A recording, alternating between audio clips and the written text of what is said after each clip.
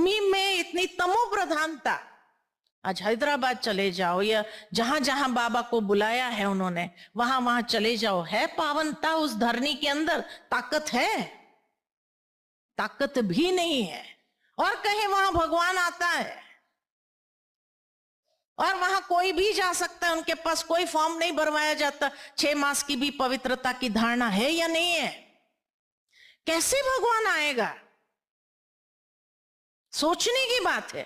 मुझे याद आता है, बहुत साल पहले की बात है, जब मेडिटेशन हॉल में बाबा आता था और उस समय बाबा ने कहा था, बाबा के सभा में 2 व्यक्ति आए थे कि देखे टेस्ट लेते हैं, अगर सचमुच भगवान आता होगा तो उनको तो पता चल जाएगा कि हम पवित्रता की धारणा में नहीं है,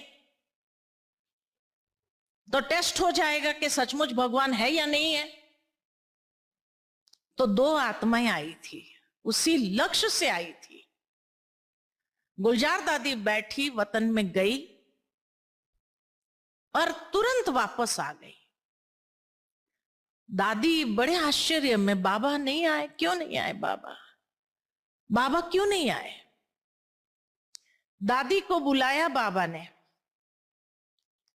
दादी को बुलाया गुलजार दादी ने और कहा, बाबा ने कहा कि सभा में कोई आत्मा बैठी है जो पवित्रता की धारणा में नहीं है, वो जब तक नहीं उठेगी तब तक बाबा नहीं आएगा। वो जब तक नहीं उठेगी तब तक नहीं।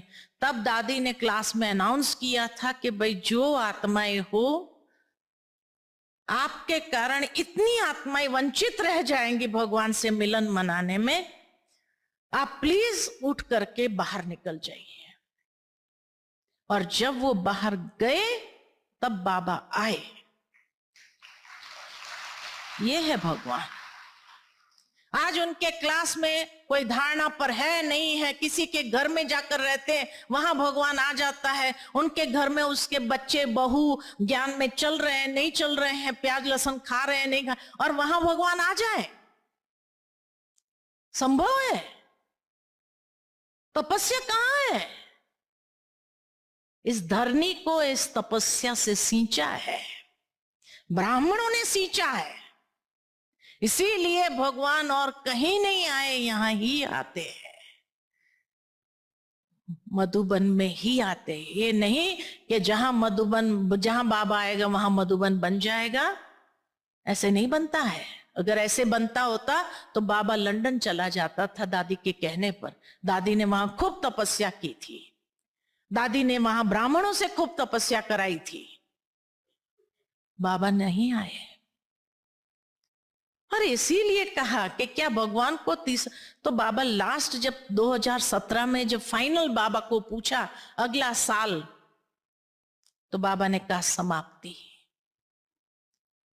उस समय बाबा अनाउंस कर देते थे, तीसरा रथ में ले रहा हूं, कह देता था कि नहीं कह सकता था? तो समाप्ति क्यों कहा? जब भगवान को यज्ञ की समाप्ति करनी है, अभी सारा कारोबार समाप्त करना है, और वहां तीसरा रथ लेता है, कैसी कंट्रोवर्सी है? उस समय भगवान नहीं कह सकते थे कि हाँ मैं तीसरा रथ लूंगा और उसमें आऊंगा? और लेना था तो यज्ञ में इतने बच्चे हैं, क्या यज्ञ में कोई पवित्र आत्मा नहीं है क्या?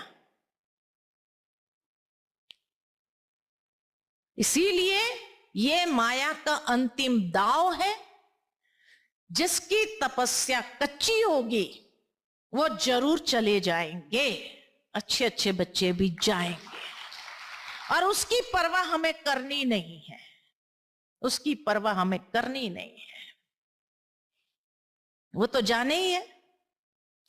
जिस दिन उनको समझ में आएगा, सत्य स्वयं में सिद्ध होगा, उस समय वो पश्चाताप के आंसू रोएंगे या नहीं रोएंगे?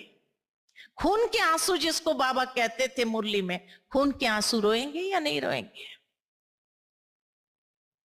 अरे वो कहते हैं नहीं आप क्लास में जाते रहो, वहीं अमृत वेला भी करते रहो, वहां क्लास में जाते रहो। अरे भगवान आते थे, ब्रह्मा बाबा ने कभी एक दिन भी मुरली मिस किया? लास्ट दिन शरीर छोड़ने पर भी रात को मुरली चलाई या नहीं चलाई?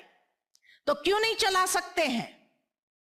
अगर ब्रह्मा बाबा वहां आते हैं तो रोज मुरली चलाए ना, साकार मुरली चलाए। अरे ताकत ही नहीं किसी आत्मा के पास इतना ज्ञान का खजाना हो, ये ताकत ही नहीं है। यही प्रत्यक्ष प्रमाण है। वो यहां क्यों भेजे हमारे पास कि वहां मुरली सुनो? क्यों वो सुनाए ना मुरली, रोज की मुरली सुनाए। साकार बाबा आता है तो क्यों नहीं सुना सकता है?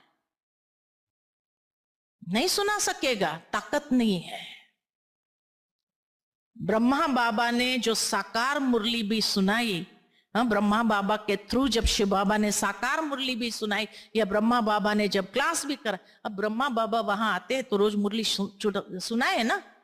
अरे इतना ज्ञान का खजाना चाहिए, इतनी तपस्या चाहिए। वो तपस्या है नहीं। मिमिक्री करके तो कोई भी आवाज निकाल सकता है, कोई बड़ी बात नहीं है, कोई बड़ी बात नहीं है। वो तपस्या नहीं है, वो तपस्या नहीं है।